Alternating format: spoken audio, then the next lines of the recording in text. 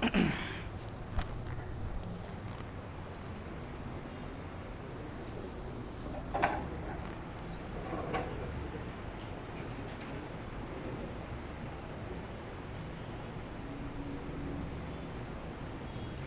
ہے نا شاید کہ برابر ہے. پیچھے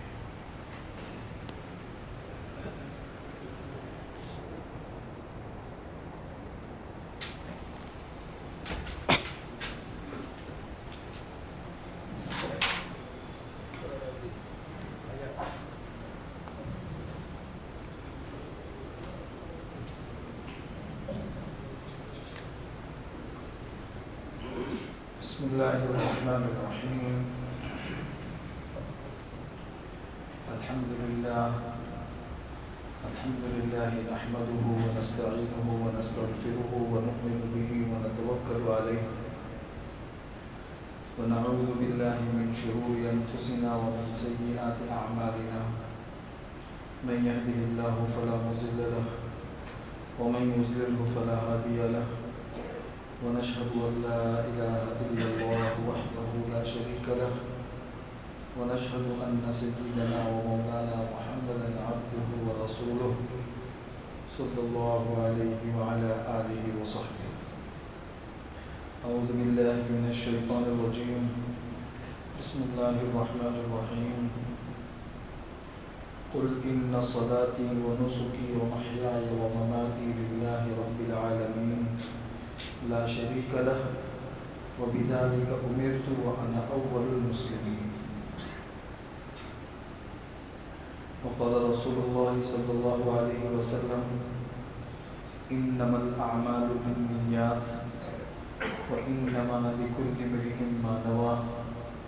فمن كانت هجرته إلى الله ورسوله فهجرته إلى الله ورسوله. ومن كانت هجرته إلى دنيا يصيبها أو امرأة يتزوجها فهجرته إلى ما هاجر إليه.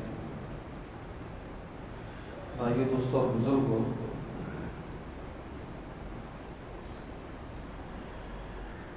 اللہ تبارک و تعالی نے ہمیں جن چیزوں کا حکم دیا ہے اور جن اچھے اخلاق کی تعلیمات دی ہے، اس میں سے ایک بہت ہی اہم چیز ہے خلوص نیت. اپنی نیتوں کو صاف رکھنا، اپنی نیتوں کا اخلاص. ہم دنیا کے اندر بازار میں کسی بھی چیز کو لینے کے لیے جاتے ہیں تو ایسے ہی کسی چیز کو نہیں خرید لیتے ہیں، اس کو اچھے طریقے سے چیک کرتے ہیں، اور جب وہ چیز مکمل ہمارے معیار کے مطابق اترتی ہے تب ہم اسے خریدتے ہیں. ورنہ معمولی سی بھی اگر 19-20 بھی اگر فرق ہوتا ہے تو انسان اسے چھوڑ دیتا ہے. ہم دنیا میں ہر چیز چاہتے ہیں کہ بھی پیور ملے، چاہے وہ تھوڑی ہو. اگر ملاوٹ ہے، بہت ساری ہے، انسان اسے چھوڑ دیتا ہے کہ بھی ملاوٹ والی چیز نہیں چاہیے. تھوڑا سا ہوگا اسے ہم قبول کر لیں گے. تو خلوص اور اندرونی جذبہ، خیر خواہی، یہ بہت اہمیت رکھتی ہے. اخلاص کے ساتھ میں دیا ہوا مختصر سا ہدیہ ایسے بہت بڑے ہدیے سے کروڑوں گنا زیادہ بہتر ہے کہ جس ہدیے کے دینے کے بعد انسان احسان جتائے یا انسان سامنے والے کو ایذا پہنچائے اور مختلف طریقوں سے پریشان کرے. حضرت اقدس مولانا اشرف علی تھانوی رحمۃ اللہ علیہ ہمارے اکابرین کے سلسلے میں ایک ایسی ہستی گزرے ہیں کہ جن کے یہاں ہر چیز کے اصول تھے اور اصول سے ہٹ کے ان کی کوئی زندگی نہیں تھی. ہر چیز کے اصول، اور ان کا ماننا یہ تھا کہ بھئی اصول ہے، میں بھی اصول کی پابندی کروں، تم بھی اصول کی پابندی کرو. کوئی کسی کو کسی کا تابع بنانا نہیں چاہتا ہے، لیکن ہر انسان کے اپنے اصول ہوتے ہیں زندگی گزارنے کے. وہ اپنے اصول سے کبھی بھی نہیں ہٹتے تھے. ان کے یہاں ہدیہ قبول کرنے کے بھی اصول تھے. اور ہدیہ قبول کرنے کے اصول میں ایک چیز یہ بھی تھی کہ سامنے والے نے خلوص نیت سے دیا ہے یا نہیں. خلوص تو انسان کے دل کی چیز ہے، وہ تو پتہ نہیں چل سکتی. تو اس کے لیے انہوں نے اپنے کچھ اصول مقرر کیے ہوئے تھے. تو خلوص سے اگر کوئی مختصر سا ہدیہ دیتا تھا حضرت اسے بھی قبول کر لیتے تھے، اور جس کے ہدیے میں لگتا تھا کہ یہ جو ہے نا بعد میں جا کے احسان جتائے گا، یا پھر اس کے الفاظ ایسے ہیں جس سے وہ سمجھ رہا ہے کہ بھئی ہدیہ دے کے بہت احسان کر رہا ہے سامنے والے کے اوپر، تو اس کا ہدیہ چاہے کروڑوں کا ہو اس کو رد کر دیتے تھے، اس کو واپس کر لیتے تھے. تو خلوص اور دل کا اخلاص اور خیر خواہی اور ہمدردی یہ بہت اہم چیز ہے. حضور اکرم صلی اللہ علیہ وسلم کے ایک صحابی ہے، غالباً حضرت جریر ہے یا حضرت جابر بن عبداللہ ہے، ان کی حدیث ہے کہ حضور اکرم صلی اللہ علیہ وسلم نے ارشاد فرمایا، وہ کہتے تھے کہ ہم نے حضور اکرم صلی اللہ علیہ وسلم کے ہاتھ پہ بیعت کی ہے علی النصح لکل مسلم، ہر مسلمان کے لیے خیر خواہی کرنے کے اوپر، کہ ہم ہر ایک کے ساتھ میں خیر خواہی کریں گے، کسی کے ساتھ میں بدخواہی نہیں کریں گے. چنانچہ انہوں نے جن الفاظ کے ساتھ حضور اکرم صلی اللہ علیہ وسلم کے ہاتھ پہ بیعت کی تھی، اس پر انہوں نے اپنے آپ کو ایسا جمایا کہ کتابوں میں قصہ لکھا ہوا ہے ان کا. ایک مرتبہ وہ جا رہے تھے کہیں پہ، تو انہوں نے اپنے غلام سے کہا کہ بھائی گھوڑے کی ضرورت ہے، ہمارا سفر کافی لمبا ہے، تو میں یہاں اپنا تھوڑا سا کام پٹا لیتا ہوں، تم یہ پڑوس کی بستی میں جا کے گھوڑا خرید کے لے کر آ جاؤ. تو وہ جو غلام تھا وہ چلا گیا گھوڑا خریدنے کے لیے.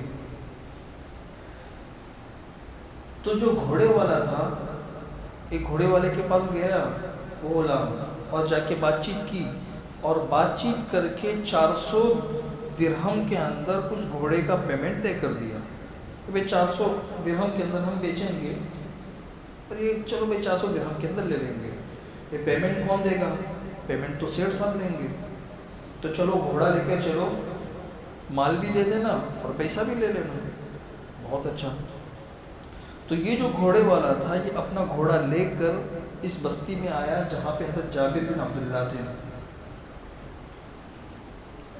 بہرحال غلام نے حضرت جابر سے کہا کہ حضرت یہ ہمارا معاملہ طے ہو گیا ہے اور 400 روپے کے اندر طے ہوا ہے. حضرت نے کہا کہ ٹھیک ہے بھائی گھوڑا دکھاؤ. تو گھوڑے والا جو ہے وہ گھوڑا لے کر آیا. تو حضرت نے پوچھا کہ بھائی کتنے میں بیچو گے گھوڑا؟ بولا حضرت 400 میں. بولا نہیں یہ گھوڑا 400 کا نہیں ہے.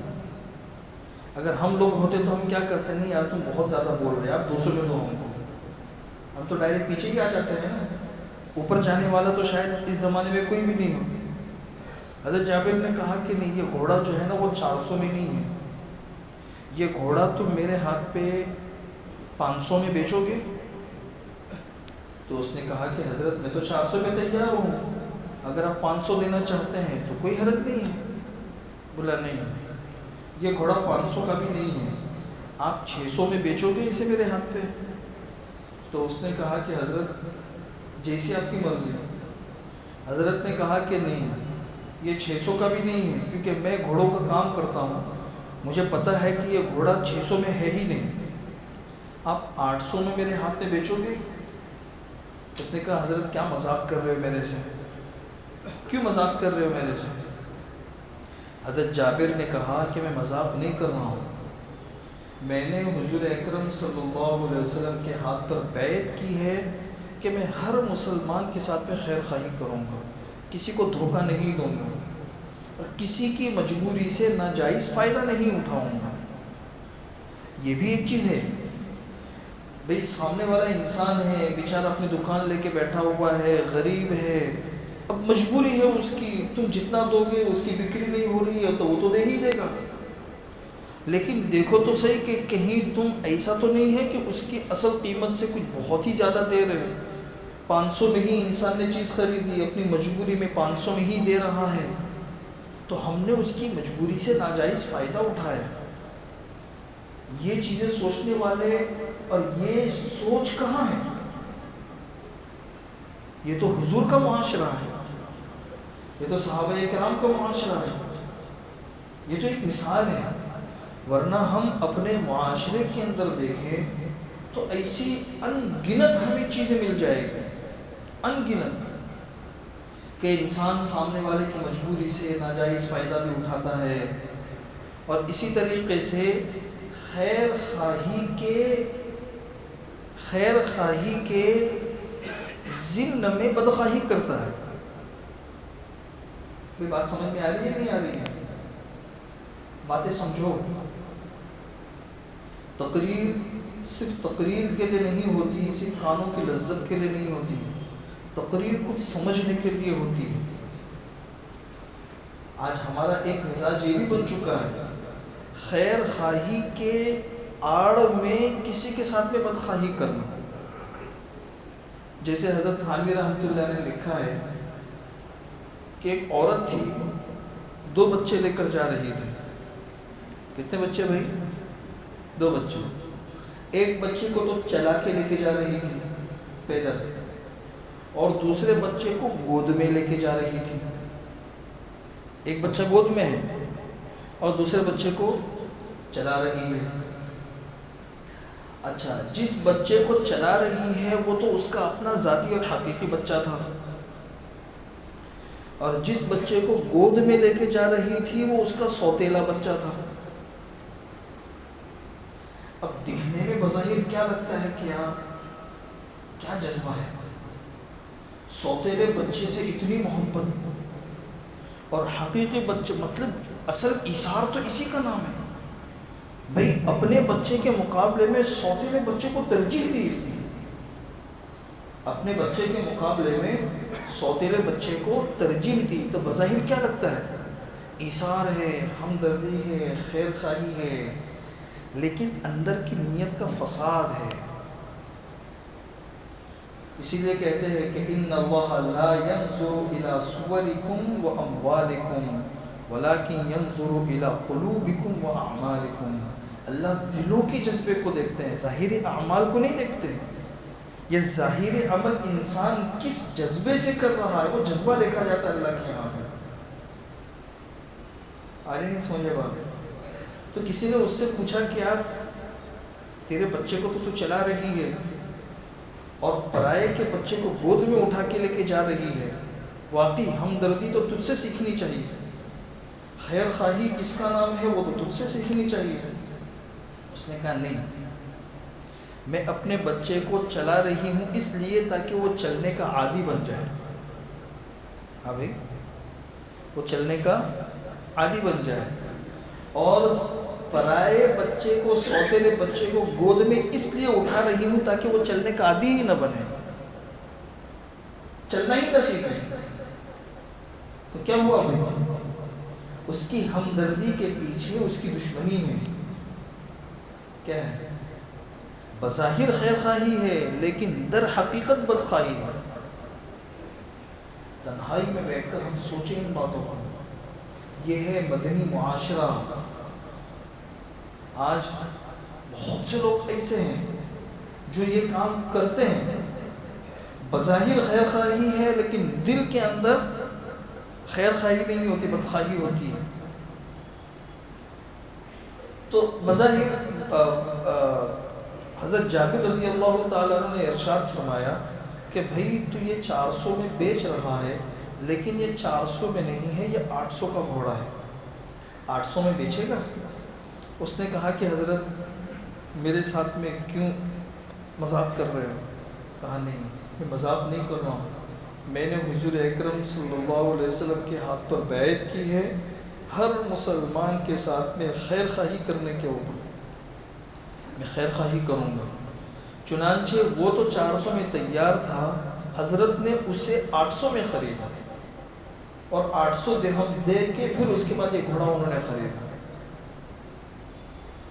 یہ ہے خیر خواہی، سامنے والے کی مجبوری سے فائدہ نہ اٹھانا۔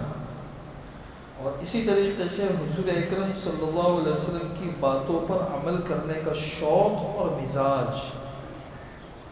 ہمارے اسلاف کے اندر یہ چیزیں تھیں کہ وہ حضور اکرم صلی اللہ علیہ وسلم کی حدیثوں کو غور سے سنتے تھے، سمجھتے تھے اور پھر اس پر عمل کرنے کی کوشش کرتے تھے۔ غور سے سنتے تھے، سمجھتے تھے اور اس پر عمل کرنے کی کوشش کرتے تھے۔ بظاہر حضور اکرم صلی اللہ علیہ وسلم کی بہت سی باتیں یا حضور اکرم صلی اللہ علیہ وسلم کی اتباع میں کام کرنے والے بہت سے علماء اور مبلغین یہ لوگوں کو کڑوے لگتے ہیں۔ یار یہ تو چھوٹی چھوٹی باتوں پہ تنقید کرتے ہیں، چھوٹی چھوٹی باتوں پہ پکڑ دھکڑ کرتے ہیں اور جب دیکھو تو پیچھے پڑے رہتے ہیں۔ بظاہر انسان کو یہ لگتا ہے، لیکن یہ کڑواپن جو ہے اس میں خلوص چھپا ہوا ہے، اور بہت سے شیطان اور اس کی اتباع کرنے والے لوگ بڑی میٹھی میٹھی باتیں کرتے ہیں اور بڑے ہی نرم انداز میں، نرم لہجے میں، لیکن ان کی اس مٹھاس کے اندر کڑواہٹ ہوتی ہے، زہر ہوتا ہے۔ عارف رومی رحمۃ اللہ علیہ اکابر صوفیاء میں گزرے، ان کی کتاب ہے مثنوی شریف، بہت ہی عجیب و غریب مضامین اس میں انہوں نے لکھے ہیں۔ اس میں انہوں نے لکھا ہے، دو مثالوں سے اس بات کو ثابت کیا ہے کہ ایک انسان نادان ہوتا ہے، اس نادان کی دوستی بظاہر خیر خواہی لگتی ہے، لیکن اس سے کیا نقصان پہنچتا ہے انسان کو۔ ایک نادان انسان ہوتا ہے تو اس کی ظاہر میں جو خیر خواہی ہے، دوستی ہے، وہ ظاہری خیر خواہی اور دوستی بھی انسان کو کتنا بڑا نقصان پہنچاتی ہے۔ اور جو عقل مند اور حقیقی خیر خواہ ہوتا ہے، وہ چاہے ظاہر میں کڑوا لگے، ظاہر میں سختی والا معاملہ کرے، لیکن اس کی سختی اور اس کی کڑواہٹ، اس کے پیچھے انسان کو کیا نفع ملتے ہیں، ان دونوں کو کمپیئر کر کے سمجھایا ہے مولانا رومی رحمۃ اللہ علیہ نے۔ انہوں نے یہ کہا کہ ایک شخص تھا، وہ ایک درخت کے نیچے سویا ہوا تھا اور اس کا ایک چاہنے والا آ گیا، بھائی مجھے آپ سے بڑی محبت ہو گئی ہے، بڑی عقیدت ہو گئی ہے۔ ٹھیک ہے بھائی، آپ کو محبت ہو گئی ہے، ٹھیک ہے، کوئی مسئلہ نہیں ہے۔ کافی دیر تک ہمدردی والی باتیں کی، سب کچھ کیا۔ تو یہ شخص جو لیٹا ہوا تھا، اس نے کہا کہ بھائی اب مجھے تھوڑا سونا ہے، مجھے سونے دے۔ بس ایسا ہے کہ مچھر بہت پریشان کر رہے ہیں، تو مچھروں سے تھوڑی حفاظت کر لینا تاکہ سکون سے میں سو جاؤں۔ بولا حضرت آپ بالکل بے فکر ہو کے سو جائیے، آپ کو کوئی ٹینشن لینے کی ضرورت نہیں ہے، آپ کی نیند میں خلل بھی نہیں آئے گا اور آپ کو کوئی مچھر پریشان بھی نہیں کرے گا۔ اب یہ تو بیچارہ سو گیا۔ اب ایک مچھر آیا، یہ جو پاس میں بیٹھا ہوا خادم تھا عقیدت مند، اس نے اس مچھر کو اڑا دیا۔ اب مچھر جو ہے وہ تو تھوڑی دیر کے بعد پھر سے آیا، اس نے پھر سے اڑا دیا۔ تھوڑی دیر کے بعد تیسرا آیا، تیسرے کو بھی اڑا دیا۔ اب یہ آیا غصے میں، اس نے کہا کہ یار یہ بار بار کا ناٹک کیا ہے، یہ بار بار کا ناٹک کیا ہے، اب آنے دے۔ گیا، اس نے کہا کہ ایک ترکیب کرتا ہوں، مچھر کو ہی مار دیتا ہوں نا، بھئی مچھر کو ہی مار دیتا ہوں، بار بار آ کے پریشانی نہیں کرے گا، اب ماروں کیسے؟ ہاں ایک ترکیب سمجھ میں آ گئی۔ وہ گیا ایک بہت بڑا پتھر لے کر آیا۔ کیا لے کر آیا بھائی؟ بہت بڑا پتھر۔ اور اس نے سوچ لیا کہ میں اب مچھر کو آنے دوں، مچھر کی کرتا ہوں حالت خراب۔ مچھر ناک پہ آ کے بیٹھا تو اس نے لیا پتھر اور زور سے اس مچھر کو مارا۔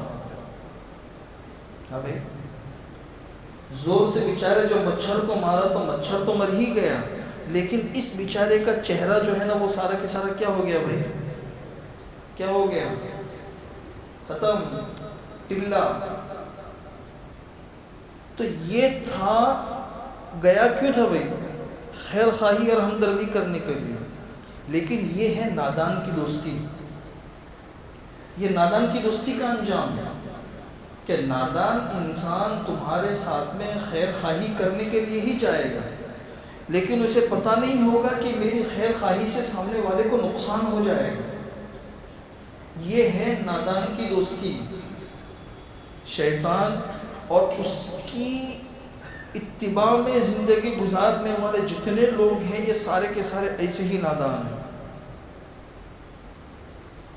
جو شیطان کی چالوں کے پیچھے چلتے ہیں نا تو ان کا مزاج بھی ایسا ہی ہو جاتا ہے۔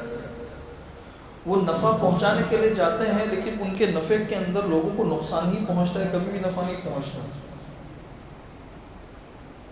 اور دوسری طرف ایک انسان درخت کے نیچے سویا ہوا تھا اور نیند میں اس کو سانپ نے ڈس لیا۔ کس نے بھائی؟ سانپ نے۔ اب دور سے ایک شخص نے دیکھا کہ سانپ نے اس کو ڈس لیا ہے، اس کو پتہ نہیں ہے سانپ کا زہر اس کے پورے جسم کے اندر پھیل جائے گا، اور سانپ کے زہر کا علاج کیا ہے بھائی؟ نیم کے پتے انسان کو کھلاؤ جو بہت کڑوے ہوتے ہیں، تو نیم کے پتوں سے اندر کی جو زہر کی کڑواہٹ ہے وہ ساری کی ساری الٹی کی شکل میں نکل جاتی ہے۔ الٹی کا مطلب کھانا الٹا۔ تو اس نے دیکھ لیا، اب یہ آیا نیم کے پتے لے کر اور اس کو اٹھایا اور اس کو زبردستی کھلایا۔ اس نے کہا کہ میں نہیں کھاتا۔ یہ 3-4 اس کو لافے مارے اور 3-4 ہنٹر مارے، لکھا تجھے کھانا پڑے گا۔ اس نے مجبور ہو کر کھایا اور کھلایا، بھائی مجھے نہیں کھانا، بہت کڑوے لگ رہے، تجھے کھانا پڑے گا، اس لیے کہ وہ تو سویا ہوا تھا، اسے تو پتہ ہی نہیں ہے کہ سانپ نے ڈسا ہے، اندر زہر چلا گیا ہے۔ اس زہر کو دیکھا کس نے ہے؟ جو بیدار تھا اس نے دیکھا ہے۔ اسے 5-6 مرتبہ تھوڑا سا سختی کر کے نیم کے پتے کھلائے جو بہت کڑوے ہوتے ہیں۔ تو آپ یہ بتاؤ کہ یہ 5-6 مرتبہ کی مار اور یہ نیم کے کڑوے پتے، بظاہر تو سختی ہی لگ رہی ہے بھائی، بظاہر تو تنقید ہی لگ رہی ہے، بظاہر تو مار ہی لگ رہی ہے، بظاہر تو یہی لگ رہا ہے کہ بڑا گھمنڈی ہے، بڑا متکبر ہے، بڑا سخت مزاج ہے، بھائی بظاہر تو یہی لگ رہا ہے، لیکن اس کا انجام کیا ہوا؟ انسان موت سے بچ گیا۔ یہ ہے عقل مند کی دوستی۔ وہ آپ نے جو کہاوت سنی ہوگی نا کہ نادان کی دوستی سے بہتر ہے عقل مند کی دشمنی، دوستی نہیں، یہ عقل مند کی دشمنی ہے۔ تو نادان کی دوستی بظاہر دوستی ہے لیکن انسان کو ہلاکت تک پہنچا دیتی ہے، اور عقل مند کی دشمنی بظاہر سختی ہے لیکن انسان کو زندگی دے دیتی ہے۔ حضور اکرم صلی اللہ علیہ وسلم اور ان کی تعلیمات پر عمل کرنے والے لوگ بظاہر کبھی کبھی کڑوے بھی نظر آتے ہیں۔ شریعت کی بعض چیزیں بعض موقعوں پر، عام حالات میں تو کوئی حرج نہیں ہے، سب خوشی خوشی قبول کر لیتے ہیں، لیکن شریعت کی وہ باتیں جو انسان کی سوچ اور انسان کے مزاج کے خلاف پڑتی ہیں، بس وہاں پر ہی انسان کو بڑی تکلیف پہنچتی ہے کہ یار بڑی سختی ہے اسلام میں، تو یہ انسان تو بڑا سخت مزاج ہے، اس کے مزاج میں تو لچک ہے ہی نہیں، اس کے مزاج میں تو لچک ہی نہیں ہے۔ نہیں، تو اس وقت کی جو سختی ہے وہ انسان کو کیا دیتی ہے بھائی؟ زندگی دیتی ہے۔ اس لیے اس بات کو اچھی طریقے سے سمجھو، انسان میں خلوص ہے یا نہیں اس کا تعلق انسان کے دل سے ہے، اور انسان کا دل اللہ کی نظروں میں ہے۔ کس کے نظروں میں ہے؟ اللہ کے نظروں میں ہے۔ پوری دنیا کے اندر اس وقت کے جو حالات ہیں، ان حالات کے اندر بھی یہی ہے۔ خاندانی اعتبار سے ہم دیکھ لیں، معاشرے کے اعتبار سے ہم دیکھ لیں، ہم اپنے آپ کو بدلنے کی کوشش کریں کہ ہم عقل مند بنیں، چاہے ہمیں دشمنی کرنی پڑے، مداہنت نہیں، ہر چیز میں کسی کی ہاں میں ہاں ملانا نہیں، اگر کوئی صحیح بات ہے تو صحیح بات کہنے کی عادت بھی انسان کے اندر ہونی چاہیے. صرف ہر ایک کا ایک میاں مٹھو بن کے زندگی گزارنا. خلوص کے اوپر ایک قصہ یاد آیا، یہ بھی مولانا رومی رحمۃ اللہ علیہ نے لکھا ہے کہ انسان کے اندر کے جذبے کا باہر کی زندگی کے اوپر کیا اثر پڑتا ہے. ہم کو بظاہر لگتا ہے کہ کچھ بھی نہیں ہوا، نہیں، لیکن انسان کے اندر کا جو جذبہ ہے وہ باہر کے ماحول پر اثر انداز ہوتا ہے. آپ نے 2-3 لوگوں نے مل کر پارٹنرشپ میں کوئی کام شروع کیا، یا آپ کے پاس میں کچھ لوگوں نے پیسے لگائے اور آپ جو ہے نا آپ نے کام شروع کیا. بہت سے لوگوں کی نیتیں پیسہ دیکھ کے جو ہے نا بدل جاتی ہے. بہت سے تو دیندار ہوتے ہیں، تقدیر ہوتی ہے نقصان کا تو وہ نقصان ہو جاتا ہے، وہ ایک الگ چیز ہے. لیکن بہت سے لوگوں کا یہ ہوتا ہے کہ یار پیسہ ہاتھ میں آ گیا، اب 2-3 مرتبہ ان کو پروفٹ دیکھ کے روانہ کر دیں گے، باقی سب اپنا. تو دیکھو دل کی نیت بدلی، اللہ کا نظام بھی ایسا بنتا ہے کہ نقصان ہو جاتا ہے. تمہاری نیت بدلی، باہر کا ماحول بھی بدل گیا. انسان اس کو کسی دوسرے کی طرف ہی منسوخ کرتا ہے. کسی کی نظر لگ گئی، کسی نے جادو کر دیا، بندش ہو گئی، یہ ہو گیا، وہ ہو گیا. سوچتے رہو جو بھی سوچنا ہو. تم نے اپنی نیت کو دیکھا ہی نہیں کہ تمہاری اندر کی نیت بدلی، اللہ نے باہر کا ماحول بدل دیا. یہ بنیادی وہ چیزیں ہیں جو ہمیں پتہ نہیں ہیں. پتہ ہے تو ہم عمل نہیں کر پاتے. تو مولانا رومی رحمۃ اللہ نے لکھا ہے کہ ایک بادشاہ تھا جو اپنا بھیس بدل کے ایک عام لباس میں شکار کرنے کے لیے نکلا. جب شکار کرنے کے لیے نکلا تو شکار کرتے کرتے بہت دور نکل گیا، شکار بھی ہاتھ نہیں آیا. تو وہ ایک باغ میں گھسا. وہ تھا انار کا باغ. کس کا باغ بھائی؟ انار کا. اسے پیاس لگی تھی. اس نے مالی سے کہا کہ بھائی ذرا ایک انار کا جوس دے دو مجھے. تو مالی گیا، ایک گلاس لیا، اس کے اندر ایک انار نکالا. ایک انار میں پورا کے پورا گلاس بھر گیا، پورا. بادشاہ کے سامنے پیش کیا. بادشاہ نے پیا، سوچا کہ بھائی کتنا میٹھا ہے، اور ایک انار میں پورا کے پورا گلاس بھر گیا. اچھا، سامنے والے مالی کو پتہ نہیں تھا کہ یہ بادشاہ ہے. تو اس بادشاہ نے دل میں نیت کی کہ یہ لوگ کتنا کماتے ہوں گے، مجھے تو ٹیکس لگانا چاہیے. چنانچہ اس نے نیت کر لی کہ مجھے اب سے یہاں کی تمام پیداواروں کے اوپر ٹیکس لگانا ہے. نیت کر لی. نیت کرنے کے بعد اس نے بادشاہ نے کہا مالی سے کہ بھائی تھوڑا سا ایک گلاس اور لے کر آؤ. تو دوسرا گلاس لینے کے لیے جب مالی گیا تو ایک انار سے آدھا گلاس بھی نہیں بھرا. اور جب بادشاہ کے پاس لے کر آیا تو بادشاہ نے پیا تو اس میں کڑواہٹ تھی، مٹھاس بھی ختم ہو چکی تھی. تو بادشاہ نے پیا تو بادشاہ نے کہا کہ بھئی یہ کسی اور باغ کا انار ہے، یہ کسی اور باغ کا انار ہے. مالی نے کہا کہ نہیں، اسی باغ کا انار ہے. تو بادشاہ نے پوچھا کہ بھئی یہ کیا بات ہو گئی کہ پہلے اسی باغ کے انار سے گلاس بھی بھر گئی، اس میں مٹھاس بھی تھی، اور اب گلاس بھی آدھی ہو گئی، مٹھاس بھی ختم ہو گئی. تو بوڑھا انسان جو ہے، ہمارے دادا کہتے تھے کہ بوڑھوں کے اندر ہوش ہوتا ہے، جوانوں کے اندر جوش ہوتا ہے. بوڑھے لوگ بہت سی چیزیں دیکھے ہوئے ہوتے ہیں، اور اللہ نے جو سمجھ بوڑھوں کو دی ہوتی ہے وہ جوانوں کو نہیں دی ہوتی. بہت کم جوان ایسے ہوتے ہیں جن میں وہ شعور ہوتا ہے.